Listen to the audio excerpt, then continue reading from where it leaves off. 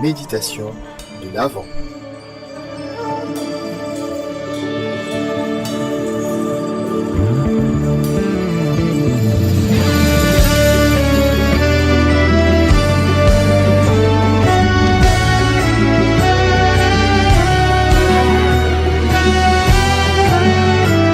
Méditation de l'Avent.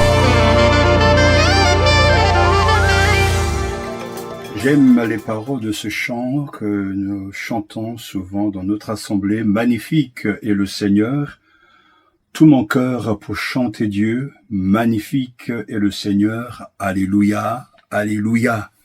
Bonjour à tous, soyez bénis au nom de notre Seigneur et Sauveur Jésus-Christ.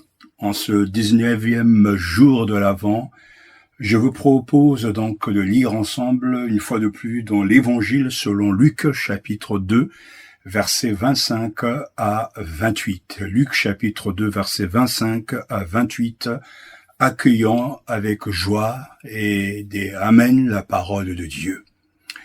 Et voici qu'il y avait à Jérusalem un homme du nom de Siméon. Cet homme était juste et pieux. Il attendait la consolation d'Israël et l'Esprit Saint était sur lui. Il avait été divinement averti par le Saint-Esprit qu'il ne verrait pas la mort avant d'avoir vu le Christ du Seigneur. Il vint au temple poussé par l'Esprit. Et comme les parents apportaient le petit enfant Jésus pour accomplir à son égard ce qui était en usage d'après la loi, il le reçut dans ses bras, bénit Dieu et dit Amen. Prions le Seigneur. Père, merci pour ta parole et pour l'exemple de Siméon. Merci de nous aider à l'imiter pour la gloire du nom de Jésus-Christ. Amen. La tradition veut que Siméon soit un vieil homme lorsqu'il rencontre Joseph, Marie et Jésus au temple. Mais il ne s'agit que d'une tradition. Comme lui avait été dit qu'il ne mourrait pas avant d'avoir vu le Messie du Seigneur, les biblistes supposent que Siméon a eu une longue vie. Il a peut-être vécu jusqu'à un âge avancé, mais nous n'en sommes pas certains. D'après le texte, les faits sont là. Les faits nous sont donnés par l'évangéliste. D'abord, Siméon était un homme en phase avec le Saint-Esprit, chose rare avant le jour de la Pentecôte. Le verset 25, petit b plutôt de ce verset, nous dit « Cet homme était juste et pieux, il attendait la consolation d'Israël et l'Esprit Saint était sur lui. » L'œuvre de l'Esprit dans la vie de Siméon se manifeste dans son caractère. La Bible dit donc qu'il était juste et pieux. Vivant à Jérusalem, Siméon se rendait probablement régulièrement au temple pour adorer et écouter les Écritures. Ses paroles de louange à Dieu et de prophétie à Marie révèlent un esprit et un cœur saturés de la parole de Dieu. Le Saint-Esprit utilise la parole justement pour façonner nos esprits, nos cœurs et nos volontés.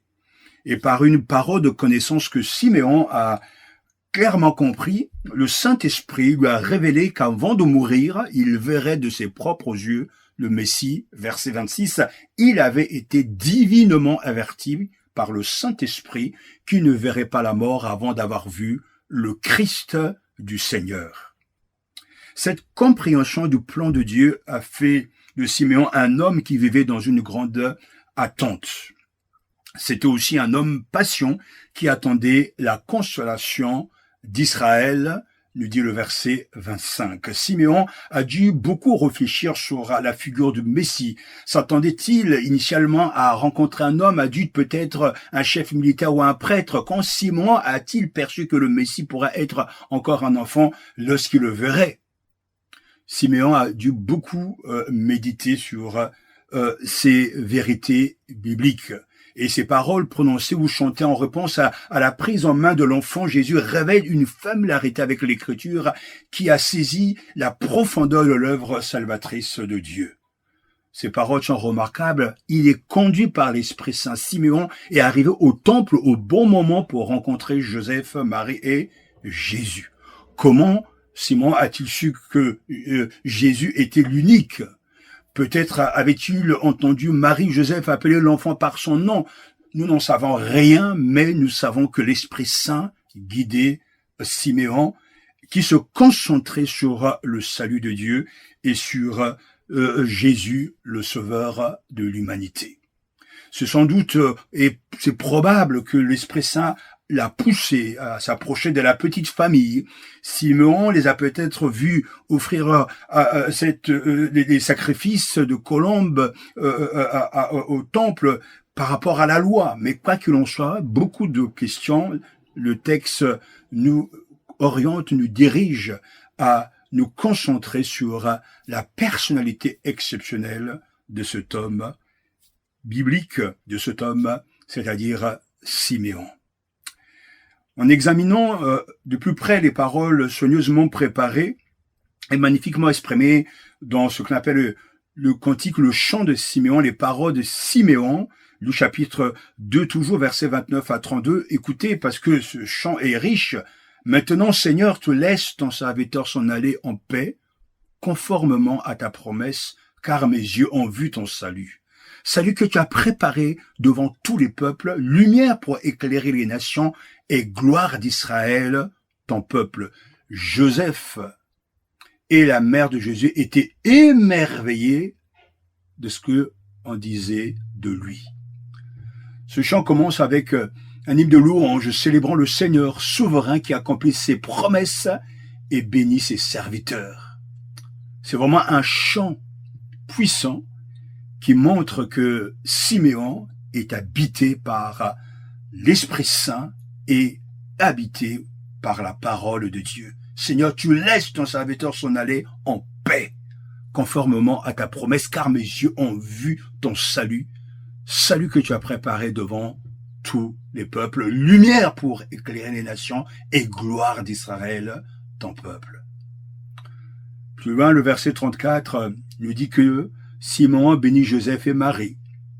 Et ainsi donc, nous pouvons écouter et recevoir cette bénédiction parce que c'est une bénédiction prophétique. Simeon les bénit et dit à Marie, sa mère, cet enfant est destiné à amener la chute et le relèvement de beaucoup en Israël et à devenir un signe qui provoquera la contradiction. Toi-même, une épée te transpercera l'âme. Ainsi, les pensées de beaucoup de cœurs seront révélées. Frères et sœurs, la vie de Simeon mérite d'être imitée. Avant tout, il a vécu selon la vérité de Dieu, guidé par l'Esprit de Dieu. Ensuite, nous apprenons qu'il a su attendre activement, anticipant le moment où Dieu tiendrait sa promesse. Il a eu les mots justes pour le moment de l'arrivée du Messie. Il a eu la sagesse d'aider Marie à comprendre son rôle. Simeon a vécu sa vie pour le Christ et il a compris les implications de la vie et de la mort de Jésus. Bien que Simeon n'ait rencontré le Messie que pendant un bref instant, cela lui a suffi. Alléluia. Simeon a été satisfait par la bonté, la fidélité et le salut de Dieu en Christ. J'aime le témoignage biblique de Simeon. Ne manquez pas cette note importante justement parce que Simeon reçoit au moment où il prononce ces paroles de bénédiction, car mes yeux ont vu ton salut, salut que tu as préparé devant tout le peuple. Et c'est avant, il dit, mais maintenant Seigneur, tu laisses ton serviteur s'en aller en paix. Ne manquez pas cette note importante de ce récit. Lorsqu'il a vu l'enfant Jésus, il a eu la paix. N'est-ce pas finalement ce qui arrive à toute personne qui rencontre Jésus? Je ne parle pas d'une vie sans conflit, non. Je parle de la paix de Dieu dans l'âme. Cette paix qui nous donne de tenir bon malgré les contradictions et les vicissitudes et les difficultés au quotidien. Si vous avez reçu cette paix, alors allez dire aux autres que Jésus est celui qui donne la paix.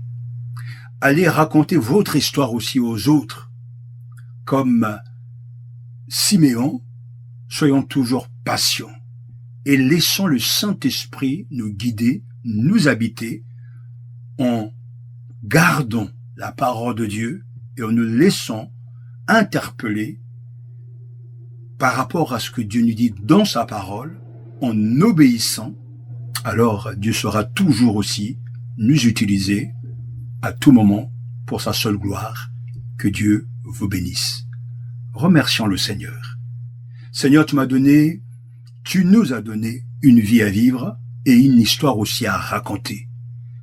Donne-nous de comprendre ces choses et donne-nous d'imiter aussi Siméon dans cette capacité qu'il avait d'attendre, de croire, de persévérer dans ce que toi tu avais promis, et ce que tu avais promis s'est accompli dans sa vie. Nous te remercions et nous te bénissons au nom de Jésus. Amen.